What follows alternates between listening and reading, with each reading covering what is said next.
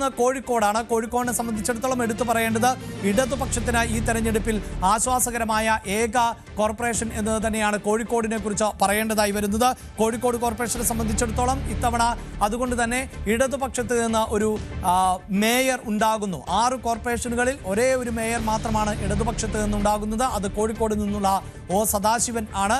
അദ്ദേഹം CPIഎമ്മിന്റെ നോമിനി ആയി മത്സരത്തിന് ഒരുങ്ങുകയാണ്. അല്പസമയത്തിനകം തന്നെ കോഴിക്കോട് കോർപ്പറേഷൻ മേയർ ആയി സദാശിവൻ തെരഞ്ഞെടുക്കപ്പെടും എന്നതാണ് എടുത്തു പറയേണ്ടത്. CPIഎമ്മിന്റെ തന്നെ ഡോക്ടർ ജയശ്രീ ആണ് ഡെപ്യൂട്ടി മേയർ സ്ഥാനത്തേക്ക് ഉള്ളത്. വളരെ പെട്ടെന്ന് കോഴിക്കോടിന്റെ അംഗസംഖ്യ ഒന്ന് പരിശോധിക്കുമ്പോൾ നമുക്ക് കോഴിക്കോട് 76 സീറ്റുകൾ 76 ഡിവിഷനുകൾ ആണ് ഉള്ളത്. അതിൽ UDFന്റെയും LDFന്റെയും കണക്കുകളടക്കം പരിശോധിക്കുമ്പോൾ നമുക്ക് മനസ്സിലാക്കാൻ സാധിക്കുന്നു LDF ആണ് ഇവിടെ മുന്നിൽ നിൽക്കുന്നത് എന്നതുകൊണ്ട് തന്നെ LDFന് 34. ഈ ഡേറ്റ പ്രേക്ഷകർക്ക് നൽകുന്ന ഡേറ്റയിൽ ചെറിയ തിരുത്തുണ്ട്. അവിടെ LDFനാണ് 34 സീറ്റുകൾ നേടാൻ സാധിച്ചിട്ടുള്ളത്.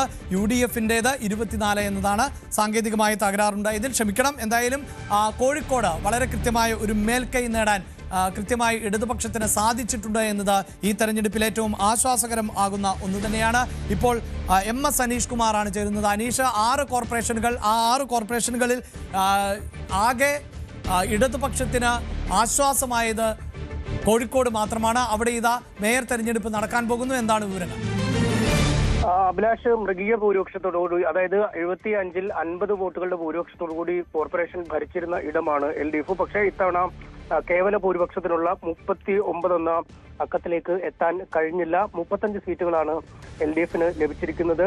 UDFന് 28 സീറ്റുകളും BJPക്ക് 13 സീറ്റുകളുമാണ് കോർപ്പറേഷനിലുള്ളത്. ഈ തെരഞ്ഞെടുപ്പ് കമ്മീഷന്റെ ഡാറ്റയ്ക്കപ്പുറം സ്വതന്ത്ര സ്ഥാനാർത്ഥികളായി വിജയിച്ചവരുടെയൊക്കെ, അല്ലെങ്കിൽ LDF സ്വതന്ത്രരും UDF സ്വതന്ത്രരും ഒക്കെ ജയിച്ചവരുടെ കണക്കുകൾ കൂടി എടുക്കുമ്പോഴാണ് ഇത്. അതുകൊണ്ട് തന്നെ LDF ഭരണത്തിലേക്ക് കയറുമെന്ന് ഏതാണ്ട് ഉറപ്പാണ്.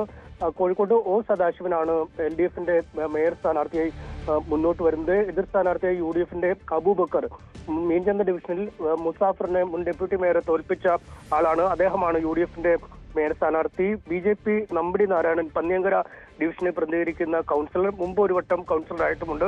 അദ്ദേഹത്തെയാണ് മേയർ സ്ഥാനാർത്ഥിയായി മുന്നോട്ട് വെക്കുന്നത്. എന്തായാലും 3 മുന്നണികളും സ്ഥാനാർത്ഥികളെ നിർത്തുന്നതുകൊണ്ട് തന്നെ പരസ്പരം ഒരു സഹായം ഉണ്ടാവില്ല എന്ന കാര്യം ഉറപ്പാണ്. അവരവരുടെ വോട്ടുകൾ 3 കക്ഷികളും പിടിച്ചാൽ LDF സ്ഥാനാർത്ഥി അനായാസേന ജയിച്ചു വരും. എന്തായാലും ആദ്യ ഘട്ടത്തിൽ 3 സ്ഥാനാർത്ഥികൾ രംഗത്തിൽ വരും. അതിൽ ഏറ്റവും കുറഞ്ഞ വോട്ടുള്ള സ്ഥാനാർത്ഥിയെ പിൻവലിപ്പിക്കും. എന്തായാലും BJP സ്ഥാനാർത്ഥി തന്നെ പുറത്താവും. പിന്നീടാണ് LDFന്റെയും UDFന്റെയും സ്ഥാനാർത്ഥികൾ തമ്മിലുള്ള വോട്ടെടുപ്പ് നടക്കുക. അതിൽ കൂടുതൽ വോട്ട് കിട്ടുന്ന ആളാണ് മേയർ സ്ഥാനാർത്ഥി അല്ലെങ്കിൽ മേയറായി ജയിക്കുക. എന്തായാലും നിലവിലെ അവസ്ഥയിൽ ഒ സദാശിവന് മുന്നിൽ മറ്റ് അട്ടിമറികളൊന്നും ഉണ്ടാവില്ല എന്ന് തന്നെ നമുക്ക് കരുതാം. അഭിലാഷ്, യെസ്, അതാണ് സദാശിവൻ, അതായത് CPIഎമ്മിന്റെ ഒരു മേയർ ഈ തെരഞ്ഞെടുപ്പിൽ ഉണ്ടാകാൻ പോകുന്നത് കോഴിക്കോട് നിന്നാണ് എന്നതാണ്. അതേസമയം കണ്ണൂരിലേക്ക് വരുമ്പോൾ, കണ്ണൂർ കഴിഞ്ഞ തെരഞ്ഞെടുപ്പിലും UDFന് ഒപ്പം നിന്ന കോർപ്പറേഷൻ ആയിരുന്നു. UDFന് കഴിഞ്ഞ തെരഞ്ഞെടുപ്പിൽ ഏക ആശ്വാസം 2020 ഏക ആശ്വാസമായിരുന്നത് കണ്ണൂർ മാത്രമാണ്. എങ്കിൽ ഇത്തവണയും ഇതാ